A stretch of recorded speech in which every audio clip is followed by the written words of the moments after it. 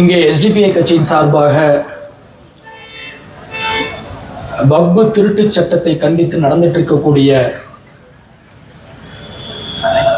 பொதுக்கூட்டத்திற்கு வந்துள்ள என் அத்துணை அக்காமார்களுக்கும் தங்கச்சிமார்களுக்கும் அண்ணன்மார்களுக்கும் தம்பிமார்களுக்கும் இங்கே மேடையில் இருக்கக்கூடிய எனக்கு முன்னாடி பேசியவர்களுக்கும் எனக்கு பின்னால் பேச இருப்பவர்களுக்கும் மற்றும் எஸ்டிபிஐ கட்சியின் மாநில மாவட்ட ஒன்றிய கிளை மாநில மாவட்ட கிளை ஒன்றிய நகர நிர்வாகிகளுக்கும்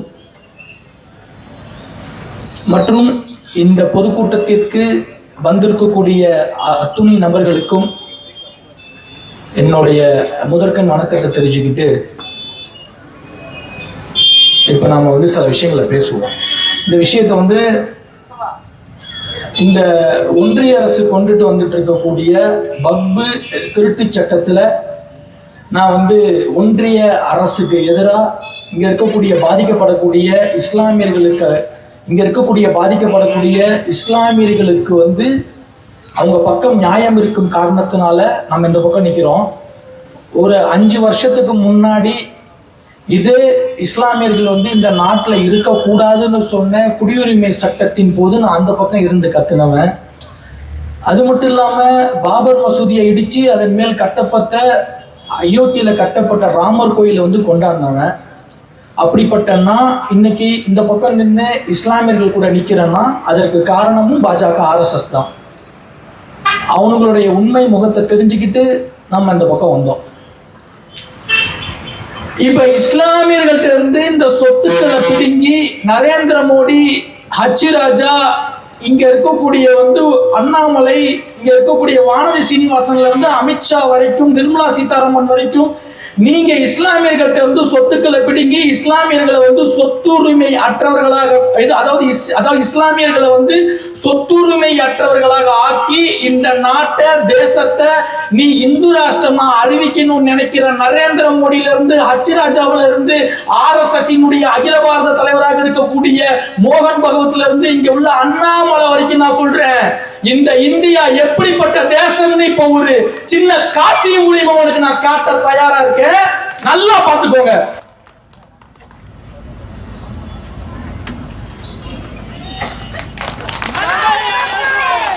இதுதான் என் இந்தியா, இதுதான் என் தமிழ்நாடு, இவங்க தான் என் அண்ணன் தம்பிங்க, இதுதான் நாங்க. நான் முருகனுக்கு அடுத்த மாசம் மாலையும் போடுவேன், ரம்லான் மாசத்துல அல்லாவுக்காக நோம்பு இருப்பேன். அதை ஏன்னு கேட்கவோ தடுக்கவோ நரேந்திர மோடி வாழாக்கலான அச்சிராஜா கும்பலுக்கு எந்த விதமான தகுதியும் அருகதையும் இல்லைன்னு சொல்ல வரேன். ஆமா, நாங்கெல்லாம் நாங்கெல்லாம் மதியமா பாத்தீங்கன்னா மாரியம்மன் கோயில்ல கூழ் குடிப்போம், சாயந்தரமா அல்லாஹ் கோயில்ல போயிட்டு கஞ்சி வாங்கி குடிப்போம். இதுதான் என் கல்ச்சர், இதுதான் என் கலாச்சாரம், இதுதான் என் பண்பாடு. இதெல்லாம் கூடாதுன்னு சொல்றதுக்கு நீ யாரு அப்படின்னு நான் கேட்கிறேன். அப்புறம் இதுக்கு முன்னாடி நமக்கு முன்னாடி பேசின அண்ணன் சொன்னாரு, இஸ்லாமியர்களுக்கு பசியிலிருந்து விடுதலை, அவங்க எல்லாருக்கும் சாப்பாடு போடுவாங்க. ஆமா, தெரிஞ்ச விஷயம்தான். அடுத்த வார்த்தை சொன்னாரு, இஸ்லாமியர்களுக்கு பயத்தில் இருந்து விடுதலை, அதுல வரணும்னாரு. என்னைய கேட்டா இஸ்லாமியர்களுக்கு பயமே இல்லைன்னு நான் சொல்லுவேன். இஸ்லாமியர்களுக்கு இருக்கக்கூடிய உறுதித்தன்மை நான் RSSல இருக்கும் பொழுது எங்களுக்கு உங்களை பூச்சாண்டியா காட்டும் பொழுது சொல்லி கொடுத்தது என்னன்னா, அவன் பாடுறா தைரியமா நிக்கிறான், அவன் ஒற்றுமை இருக்குடா, ஒரு விஷயம் நான் கூட்டமா நிக்கிறான்டா, அந்த உறுதித்தன்மையை தான் எங்களுக்கு எடுத்துக்காட்டாக சொல்லப்பட்டது. அதை தான் நான் பாக்குறேன். ஏங்க, நபிகள் நாயகம் ஐயாவோட காலத்திலேயே அவருக்கு வராத பிரச்சனையா, அவர் சந்திக்காத பிரச்சனையா, ஒரு மனுஷனா நின்று இறை தூதரா நின்று ஒரு கொள்கை கோட்பாடை கட்டமைச்சு இன்னைக்கு உலகம் முழுக்க உறுதியோட நிக்க வச்சிருக்காருன்னா இது சாதாரண விஷயம் இல்லை. இந்த நரேந்திர மோடி கும்பலால உடைக்கக்கூடிய விஷயமும் இது கிடையாது. இந்த நரேந்திர மோடி கும்பலால இஸ்லாமியர்களுக்கு பயம்லாம் காட்ட முடியாது. பயந்து போய் தான் உட்காந்துருக்கானுங்க. அதனாலதான் உங்க சொத்தை கொடுக்கணும்னு நினைக்கிறானுங்க. ஒரு சின்ன உதாரணம் சொல்றேன். அவனுக்கு அங்க இருக்கக்கூடிய என்ன மாதிரி அப்பாவி இந்துக்களை ஏவி விட்டு அந்த பாபர் மசூதியை இடிச்சிருக்கலாம். ஆனா அந்த பாபர் மசூதியை இடிச்ச 2 இந்து சகோதரர்கள் பின்னாடி 150க்கும் மேற்பட்ட பள்ளிவாசலை கட்டிட்டு தான் செத்து போயிருக்கான். இதுதான் வரலாறு, அதுதான் இஸ்லாம், இதுதான் இவன் சொல்ற இந்து ராஷ்டிரம், இவன் சொல்ற இந்துத்துவா. அப்ப எங்களுக்கு ஒரு விஷயம் ஒண்ணு சொல்லணுங்க. என்னன்னா, நீங்க அந்த அயோத்தி கோவில் கட்ட போறாங்கல்ல, ராமர் கோயில், அந்த தீர்ப்பு வரதெல்லாம் உங்களுக்கு அந்த அன்னைக்கு தானே தெரியும். எங்களுக்கெல்லாம் 10 நாளைக்கு முன்னாடியே தெரியும் தீர்ப்பு இந்த மாதிரி வரப்பொழுது. அதாவது இந்துத்துவவாதிகளுக்கு ஆதரவாகவும் இஸ்லாமியர்களுக்கு எதிராகவும், அதாவது இன்னும் சொல்ல போனா அநீதிக்கு ஆதரவாகவும் நீதிக்கு எதிராகவும் ஒரு தீர்ப்பு வரப்போகுதுங்கிற விஷயம் எங்களுக்கெல்லாம் முன்கூட்டியே தெரியும். அப்ப அவனுங்க கூப்பிட்டு ஒரு மீட்டிங் போடுறானுங்க. அந்த மீட்டிங்ல என்னன்னா, தயவு செஞ்சு யாரும் இந்த விஷயத்தை கொண்டாடிடாதீங்க, அன்னைக்கு வெளிப்படையா கொண்டாட வேணாம், ஏன்னா கொண்டாடினீங்கன்னா பிரச்சனை வரும் அப்படின்னு. எதனால சொல்றான்? உங்க மேல உள்ள பயத்தினால சொல்றான். அப்ப உங்களுக்கு பயத்துல இருந்து விடுதலை கொடுக்கணும்னு அவசியம் இல்லை. ஏற்கனவே நீங்க ஒரு கொள்கை கோட்பாடுக்கு கீழே உறுதியா இருக்கீங்க அப்படின்னு நான் சொல்ல வரேன். அடுத்தது அண்ணன் இன்னொரு வார்த்தை சொன்னாரு. இந்த மாதிரி இவன் ஒரு பொய் பிரச்சாரத்தை வைக்கிறான். என்னன்னா இந்து மக்களுக்கு இஸ்லாமியர்களால பிரச்சனை, பாதுகாப்பு இல்லைன்ட்டு. டேய், சத்யபிரபுவும் என் தம்பி ரஞ்சித் இங்க தாண்டா வந்தோம். நாங்க 2 பேரும் இந்துக்கள் தாண்டா. இங்க இருக்கக்கூடிய இஸ்லாமிய சொந்தங்களுக்கு மத்தியில தாண்டா வந்தோம். எங்களுக்கு எந்த பிரச்சனையுமே கிடையாதுடா. எங்களுக்கு எந்த சங்கடமும் இல்லடா. எங்களுக்கு எந்த குறைச்சலும் இல்லடா. ஆனா இங்க சமத்துவமா வர முடிஞ்ச சத்யபிரபுவால, இங்க சமத்துவமா போக முடிஞ்ச சத்யபிரபுவால, இஸ்லாமிய சொந்தங்களினுடைய மசூதிக்குள்ள சமத்துவமா சுதந்திரமா போக முடிஞ்ச சத்யபிரபுவால, நீ சொல்ற திருவண்ணாமலையிலயோ நீ சொல்ற திருவண்ணாமலையிலயோ நீ சொல்ற திருப்பரங்குன்றத்திலே போக முடியலையே. இதுதானே உனக்கும் அவர்களுக்கும் இடையே இருக்கக்கூடிய வித்தியாசம். யாரை ஏமாத்ததா நீ செய்த? யாரை ஏமாத்ததை நீ செய்த? இப்ப அச்சிராஜா கேட்கிறாரு, இந்து மக்களே, நீ முதல்ல என்ன கூட சேர்த்துக்கிற? உனக்கு எனக்கு எதனாலடா? நீ நானும் முதல்ல யாருடா? உனக்கு எனக்கு என்ன சம்பந்தம்? முதல்ல எந்த விதத்துல நீங்க நானும் ஒன்னா வரும் சொல்லு. இப்ப என் சட்டையை நான் கழட்டுறேன்னு வச்சுக்கோங்களேன். இப்ப என் சட்டையை நான் கழட்டுறேன்னா எம்டியா தாங்க இருக்கும், எதுவுமே இருக்காது. ஆனா உன் சட்டையை கழட்டினா பூநூல் இருக்கு. அந்த பூநூல் வச்சு நீ உள்ள போக கூடாதுன்னு சொல்றியே, என்னை தீட்டுன்னு சொல்றியே. நீ வந்தா தீட்டுங்கிற, போனா தீட்டுங்கிற. இன்னும் சொல்ல போனா இங்க பக்கத்துல, திருச்சிக்கு பக்கத்துலங்க, வயலூர்ல இருக்கக்கூடிய முருகன் கோவில்ல கடைசி கட்ட வரைக்கும் அங்க பார்ப்பனர் அல்லாத 2 அர்ச்சகர்களை உள்ளார விடல, பூஜை செய்ய விடல. அங்க இருக்கக்கூடிய மூலாதாரத்துல இருக்கக்கூடிய கோவிலுக்கு பூஜை செய்ய விடலையே. அப்ப அச்சராஜா, நீ உண்மையாலுமே இந்து மக்கள் மீது உனக்கு நம்பிக்கை, அதாவது உண்மையாலுமே இந்து மக்கள் மீது உனக்கு ஒரு நல்ல எண்ணம் இருந்தா, அவங்களுடைய உரிமையை அதாவது அவர்களின் உரிமையை பறிக்கக்கூடிய, அவர்களின் உரிமையை மறுக்கக்கூடிய பார்ப்பனியத்தை எடுத்து சத்யபிரபுவை இங்க இருக்கக்கூடிய ஒவ்வொரு கோவில் இருக்கக்கூடிய உள்ள இருக்கக்கூடிய மூலாதாரத்துக்கு அங்க சொல்லக்கூடிய கல்லூரிக்குள்ள கூட்டிக்கிட்டு போய் என்னைய பூஜை செய்ய வைக்க முடியுமா? என் அண்ணன் தம்பியை பூஜை செய்ய வைக்க முடியுமா? மாற எனக்கு நீ பூச்சாண்டியா காட்டுற. ஒவ்வொரு இஸ்லாமியனுடைய மசூதிக்குள்ளேயும் எங்களால சுதந்திரமா போக முடியுது, உள்ள சமமா உட்கார முடியுது, உள்ள நினைச்ச இடத்துக்குலாம் போக முடியுது. அப்படின்னா பிரச்சனை யாருக்கிட்ட இருக்கு? அப்படின்னா யாருங்க தப்பானவன்? அப்ப எனக்கும் இஸ்லாமியனுக்கும் பிரச்சனை இல்ல, எனக்கும் இஸ்லாமியனுக்கும் சண்டை இல்ல. என் உரிமைய இஸ்லாமிய பறிக்கல, எனக்கு பாதுகாப்பற்ற சூழலை இஸ்லாமிய உருவாக்கல. என் உரிமையை பறிக்கிறது இந்த அச்சிராஜா உள்ளிட்ட பார்ப்பன இந்துத்துவ கும்பல். என் பாதுகாப்பை பறிக்கிறது அச்சிராஜா உள்ளிட்ட பார்ப்பன இந்துத்துவ கும்பல். இதெல்லாம் கேட்கணும், இதெல்லாம் கேட்கணும். அன்னைக்கு சிக்கந்தர் தர்கா இருக்க கூடாது அப்படின்னு சொல்லிட்டு ஒரு பெரிய பிரச்சனையை கிரியேட் பண்ணி அத்தனை 1000 பேரை கூப்பிட்ட. அங்க வந்திருந்து அறியாமையில இருக்கக்கூடிய என்னுடைய இந்து மக்கள் தான் கேட்கிறேன், நம்ம நியாயமா போராட வேண்டியது முன்னாடி நின்று பேசின அச்சராஜா கும்பல்ட்டு தானே நம்ம போராடணும். என்ன ஏன்டா உள்ளோட மற்ற, என்ன ஏன்டா தீட்டுங்கிற? அங்க ஆடு கோழி வெட்டுறது காலகாலமா இருக்குடா, நானும் சேர்ந்து தாண்டா வெட்டுறேன். இன்னொன்னு, என் பாரம்பரியப்படி இங்க இருக்கக்கூடிய முனியப்ப, ஐயனார், கருப்ப உள்ளிட்ட காவல் தெய்வங்களுக்கு நான் வெட்டுறதே ஆடு மாடு கோழி பள்ளி தாண்டா. நான் முப்பூசை போடுறேன்டா, நான் அதை தாண்டா சாப்பிடுறேன். அப்படி இருக்கக்கூடிய அச்சிராஜாவே, நீ என் கூட ஒன்னா உட்கார மாட்ட, என் கூட சேர மாட்ட, என்னை உள்ள போக கூடாதுன்னு சொல்ற, என் உரிமையை மறிக்கிற. எனக்கு இதெல்லாம் அதாவது இந்த விஷயத்துக்கு எனக்கு துளியும் சம்பந்தம் இல்லாத இஸ்லாமிய கூட என்னை நீ மோத விடுற. அவன் அண்ணன் தம்பி புயல் மழை வெள்ளம்னு வந்தா எனக்கு வந்து மசூதியை திறந்து விட்டு எனக்கு சோறு போட்டு நீ வா மாமா நீ வா மாப்பிள்ள நீ வாங்க நீ வா தம்பி உனக்கு தங்கிறதுக்கு இங்க இருக்கு தங்கிக்கு சோறு தின்னுக்கு நீ அண்ணன் தம்பி இதெல்லாம் அடுத்ததுதான். நான் வந்தா எந்த மசூதியை தீர்த்துன்னு சொல்லல. நான் வந்துட்டு போனதுக்கு அப்புறம் எந்த மசூதியும் கூட்டி விடல. நான் வந்துட்டு போனதுக்கு அப்புறம் எந்த மசூதியும் வந்து கலவி விடல. இப்படிப்பட்டவங்க நாம வந்து மோதுறது. ஆனா இதெல்லாம் செய்யற இதெல்லாம் சொல்ற அச்சிராஜாட்ட தானையா நம்ம வந்து எதிர்த்து நின்று போராடி இருக்கணும். நம்ம நியாயமா பார்த்தா யார்கிட்ட போராடணும்? அச்சிராஜா நரேந்திர மோடி உள்ளிட்ட பார்ப்பனை கும்பல்கிட்ட தானே நம்ம போராடணும். அண்ணாமலை வந்து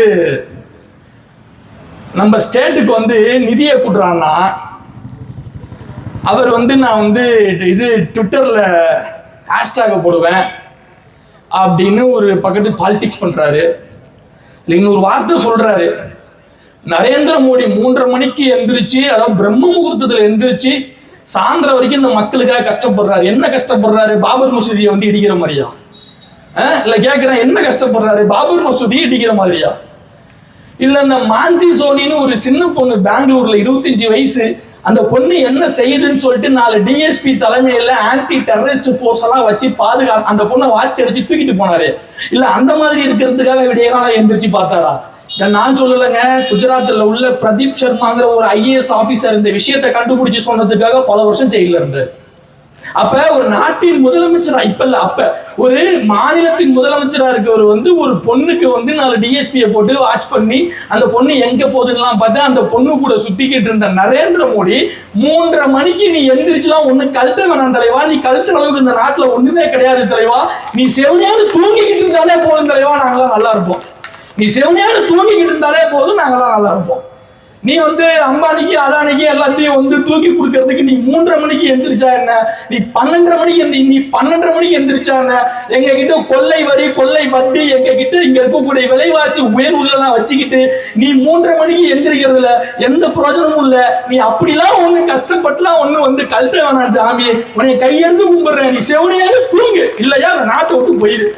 நான் சொல்றேன், get out Modi from the country அப்படின்னு நான் சொல்றேன். அடுத்தது நம்ம கிட்ட வந்து இதை நான் எல்லா இடத்துலையுமே சொல்றது தாங்க. இருந்தாலும் இன்னைக்கு தான் ஃபர்ஸ்ட் டைம் இங்கே வந்திருக்கேன். இங்கே நான் வந்து ஏன் வந்தேன்னா, முதல்ல உங்களை எல்லாம் சந்திக்கணும், பார்க்கணும் ஃபர்ஸ்ட். ஏன்னா இந்த சமூகத்துக்கு எதிராக மாபெரும் வன்மத்தை கட்டமைச்சவன் நானு, இந்த சமூகத்துக்கு எதிராக மாபெரும் சங்கடத்தை கட்டமைச்சவன் நானு. ஆனா அந்த சமூகம் அந்த சமூகம் அப்படிப்பட்டது கிடையாது. அந்த சமூகம் உண்மைக்காகவும் அன்புக்காகவும் நிற்கக்கூடிய சமூகம். நான் ஒரு வந்து சூழ்நிலையில எவன் இந்த நாட்டுல இருக்கக்கூடாதுன்னு நினைச்சனோ அவனை வந்து யார் இந்த நாட்டில் இருக்கக்கூடாதுன்னு நினைச்சு யாருக்காக நான் வந்து பல வேலைகள் செஞ்சனோ அவன் என்னை ஒரு முக்கியமான விஷயத்துல காட்டி கொடுத்தான்.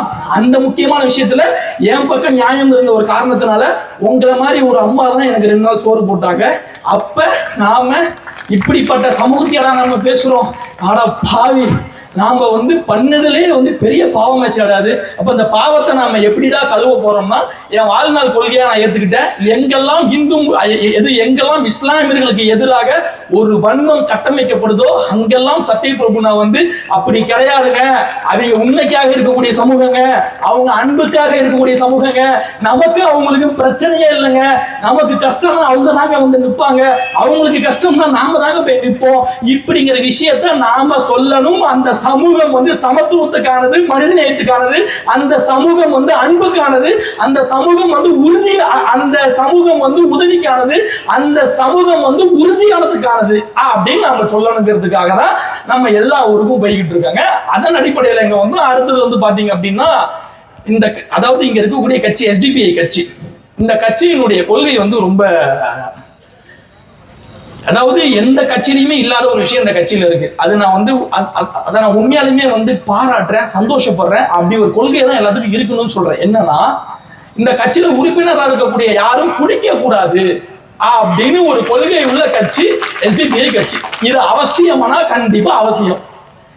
அதே மாதிரி முதல்ல நான் வந்து எஸ்டிபிஐ கட்சிக்காக நான் வந்து போன கூட்டம் வந்து என்ன கூட்டம்னாக்குங்க, அங்க இருக்கக்கூடிய மக்கள் சார்ந்த வாழ்வாதார பிரச்சனை, வெறும் இஸ்லாமிய மக்களுடைய வாழ்வாதார பிரச்சனை மட்டும் அல்ல. அங்க இருக்கக்கூடிய இந்து சமுதாயம், அங்க இருக்கக்கூடிய கிறிஸ்துவ சமுதாயம், அங்க இருக்கக்கூடிய இஸ்லாமிய சமுதாயம், அங்க இருக்கக்கூடிய கடவுள் இல்லைன்னு யார் சொல்றாங்களோ அப்படிப்பட்ட ஆட்களுக்காக சேர்த்து இங்க இருக்கக்கூடிய சிவகங்கை மாவட்டத்தில் இருக்கக்கூடிய திருப்பத்தூர்ல அங்க இருக்கக்கூடிய ஜிஹெச்ல டாக்டர்லாம் இல்ல, சில வசதிகள்லாம் இல்ல, அங்க இருக்கக்கூடிய பேருந்துகள்லாம் நிறைய இடங்கள்ல நிக்கிறது இல்லை அப்படிங்கிற மக்களுடைய வாழ்வாதார பிரச்சனைக்காக போட்ட மீட்டிங்கும் நான் போய் கலந்துக்கிட்டேன்.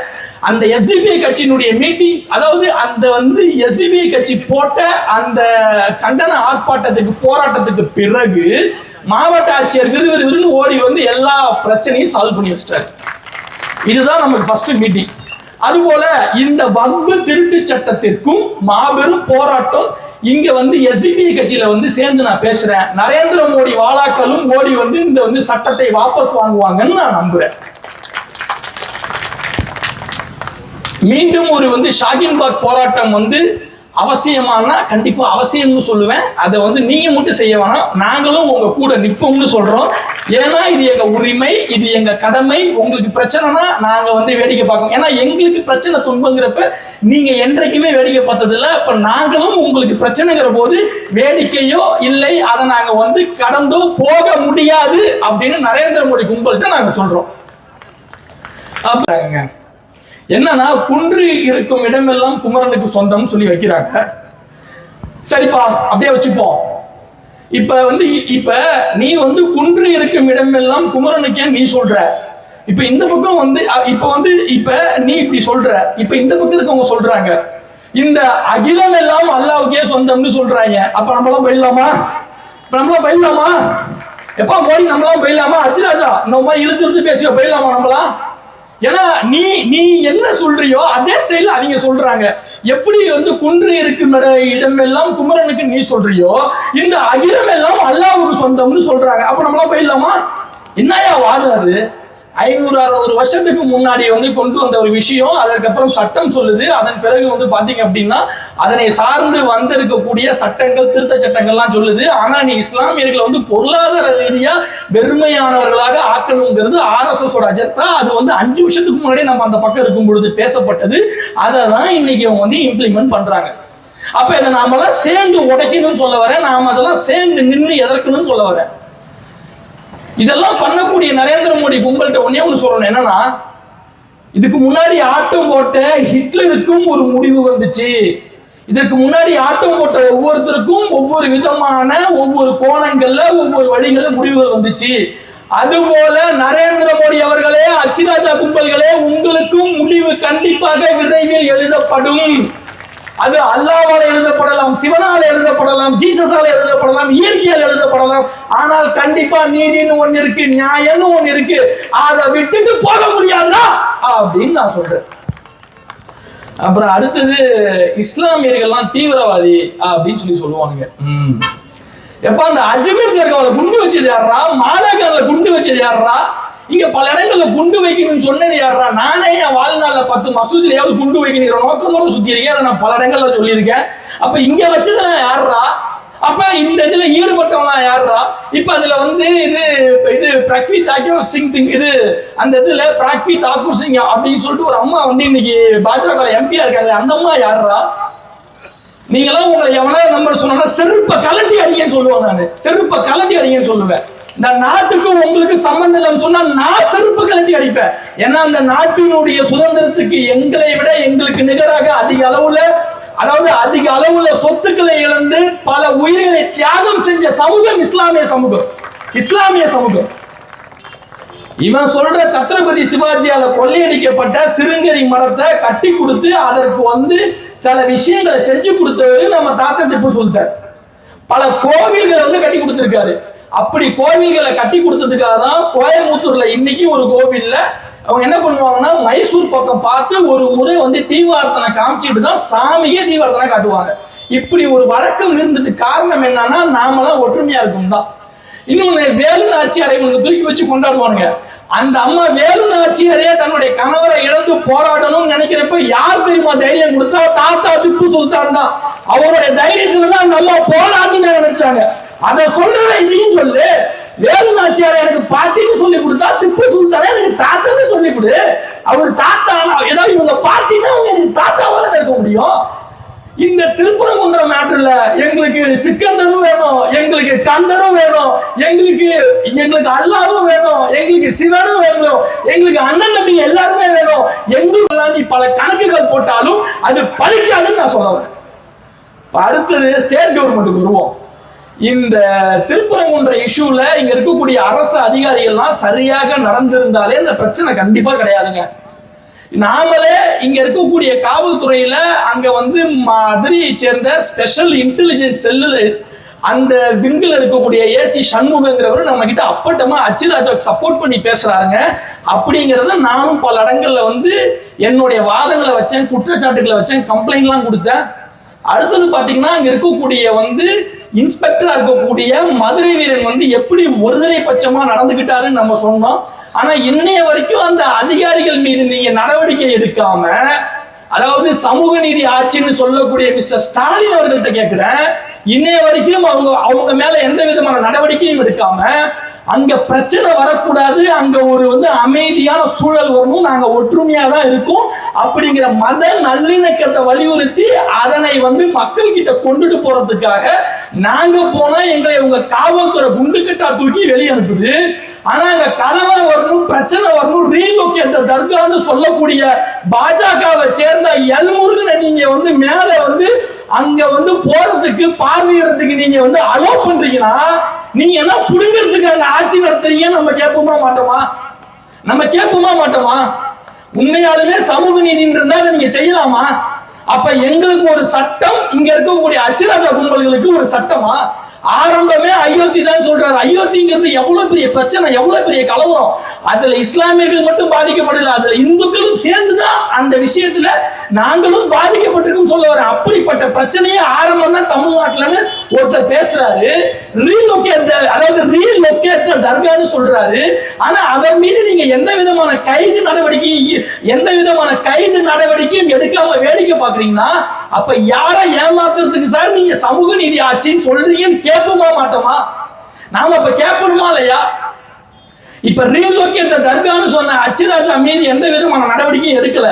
இதே ஒரு இஸ்லாமிய பெயர் கொண்டவர் அங்க ரீலோகேட் முருகன் டெம்பிள், அங்க இருக்கக்கூடிய முருகன் கோயில் அப்புறப்படுத்தணும்னு ஒரு வந்து இஸ்லாமிய பெயர் கொண்டவர் சொல்லியிருந்தா விட்டுருப்பீங்களா? நீங்க நேரம் வந்து 100 போலீஸ போட்டிருப்பீங்க, என்ஐஏ வந்திருக்கும், சிபிஐ வந்திருக்கும், எல்லாமே அங்க அந்த இடத்துல ஒரு கேம்ப் மாதிரி போட்டு உட்காந்து இதுக்கும் பாகிஸ்தானுக்கும் தொடர்பு இருக்குங்க, பாகிஸ்தான்ல இருந்து விஷயம் வந்திருக்குங்க, இவங்க எல்லாம் பாகிஸ்தான் தீவிரவாதிகள் கூட லிங்க்ல இருக்காங்க, ஐயோ போச்சு இந்து மக்களுக்கு ஆபத்துங்க, ஐயோ வாழ முடியாதுங்க, ஐயோ எல்லாமே முடிஞ்சு போச்சுங்க அப்படின்னு ஒரு வந்து சென்சிட்டிவான ஒரு விஷயத்தை கிரியேட் பண்ணி சமூகங்களுக்கு இடையேயான பிரச்சனைகளை நீங்க உண்டு பண்ணிருப்பீங்க. அப்ப இந்த விஷயம் வந்து அங்க இருக்கக்கூடிய அந்த இடத்துக்கு வந்த எல் முருகன்ட்ட ஏன் நடக்கல?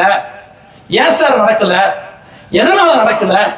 அப்ப எல் முருகன் அலோவ் பண்ற காவல்துறை எங்களை மாதிரியான ஆட்களை அங்க வந்து அலோவ் பண்ற, அங்க வந்து எங்களை உள்ள விடுவதற்கு மறுப்பதற்கான காரணம் என்ன? இந்த காவல்துறையில் இருக்கக்கூடிய ஒருதலை பட்சமா செயல்படுறாங்கன்னு சொல்லியும் இதுவரை எந்த விதமான நடவடிக்கையும் எடுக்காம இருப்பதற்கான காரணம் என்ன? அப்ப நீங்க உண்மையாலுமே பாஜகவை வந்து எதிர்த்து நிக்கிறதா இருந்தா நான் சொல்றதெல்லாம் நடந்திருக்கணுமே. அப்ப நான் சொல்றதெல்லாம் ஏன் நடக்கல அப்படிங்கிற கேள்வி நமக்கு வருமா வராதா? அப்படிங்கிற விஷயத்தை நாம வந்து பார்க்கணுமா இல்லையா?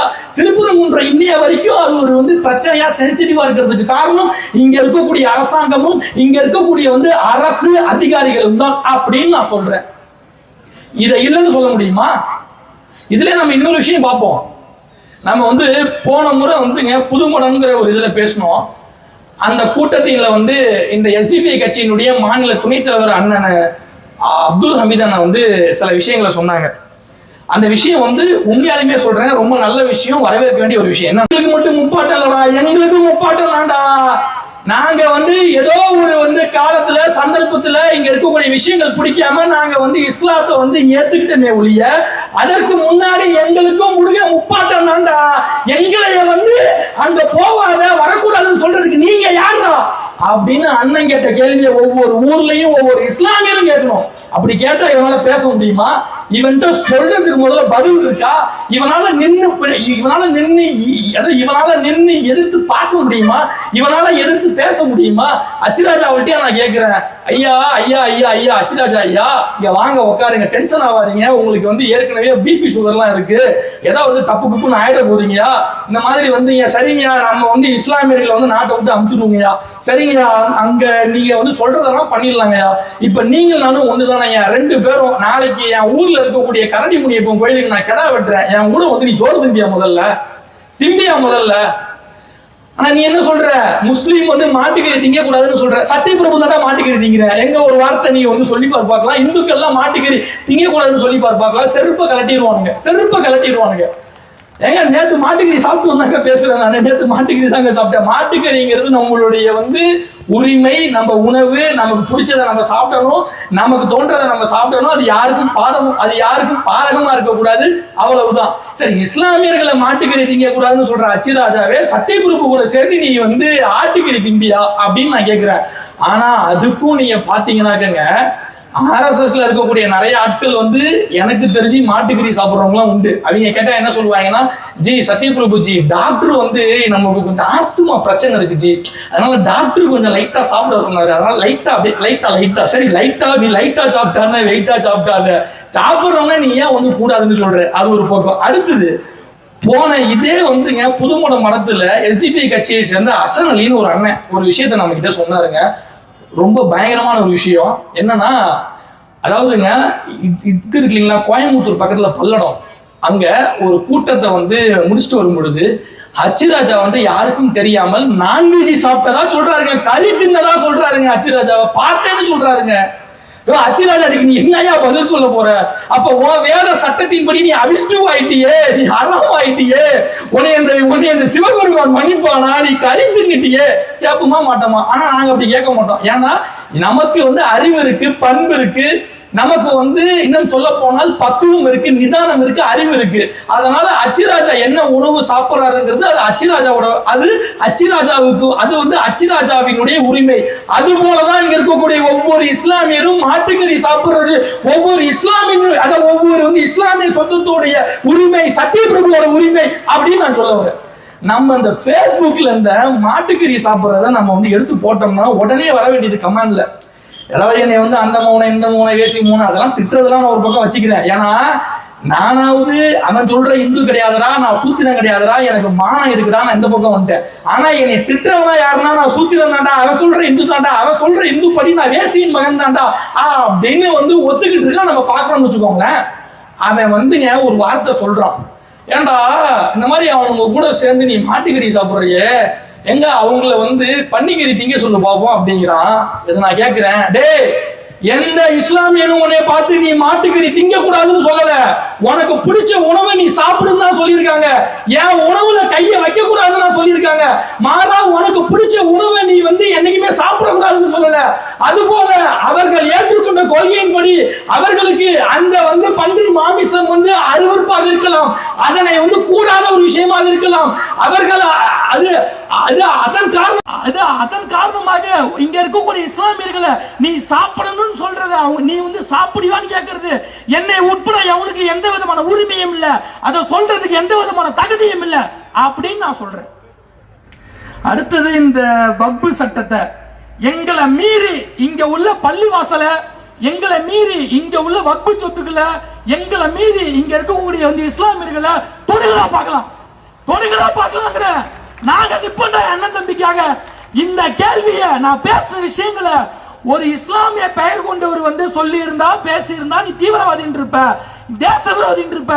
நீ சொல்ற சோகால்ட் இந்து, நீ சொல்ற சத்தியபிரபு, இங்க பார் கையில கயிறு கட்டி இருக்க, இங்க பார் பொட்டு வச்சிருக்க, முனியப்பனை கும்பிடுற, கருப்பனை கும்பிடுற, உண்மையான தமிழ ஹீரோ இது சொல்ல உண்மையான தமிழ இந்து சத்தியபிரபு சொல்ற, இத வந்து சத்தியபிரபு சொல்ற, எனக்கு நீ பேர் என்ன வைப்ப? எனக்கு என்னடா நீ பேர் வைப்ப? அப்ப இத வந்து பேசக்கூடியவங்க வந்து இஸ்லாமிய தீவிரவாதினா, அப்ப நீ சொல்ற சோகால்ட் இந்து நான் இந்து தீவிரவாதின்னு ஒத்துக்கிறியா? உங்களோட சுத்த சுத்தினேன், 10 மசூதியாவது குண்டு வைக்கணுங்கிற நோக்கத்தோட சுத்தினேன். ஆனா அதெல்லாம் தப்பு, அதெல்லாம் கூடாது. நம்ம வேலை அது இல்ல.